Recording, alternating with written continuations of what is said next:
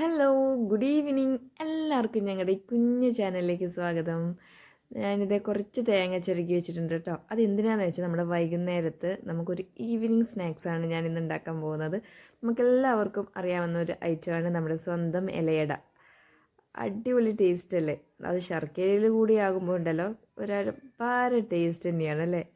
അപ്പോൾ ഇത് ഞാൻ ശർക്കര നമ്മുടെ കത്തി വെച്ചിട്ട് ചിരണ്ടി എടുക്കുന്നുണ്ട് കേട്ടോ.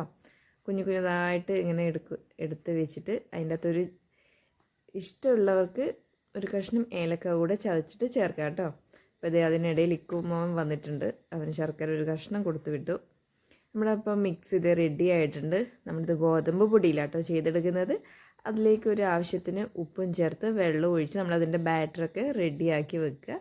പിന്നെ നമ്മുടെ വാഴയിലയിൽ പരത്തി നല്ല റൗണ്ട് പോലെ ആക്കാൻ അറിയുന്നവർക്ക് അങ്ങനെ ആക്കിയെടുക്കുക കേട്ടോ. എനിക്കത് എത്ര ശ്രമിച്ചാലും റൗണ്ടായി കിട്ടത്തില്ല. അപ്പോൾ അത് ഞാൻ അമ്മയൊക്കെയാണ് ആ പണി ഏൽപ്പിച്ചത് കേട്ടോ. അപ്പോൾ അമ്മ വന്ന് നമുക്ക് വാഴയിലയിൽ പരത്തി തന്നിട്ടുണ്ട്. അതിലേക്ക് നമ്മൾ മിക്സ് വെച്ചിട്ട് ആവിയിൽ വേവിച്ചെടുത്തു.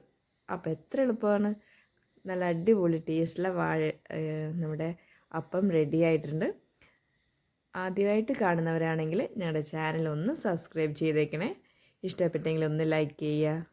അപ്പോൾ അടുത്ത വീഡിയോ ആയിട്ട് വരാം. ബൈ.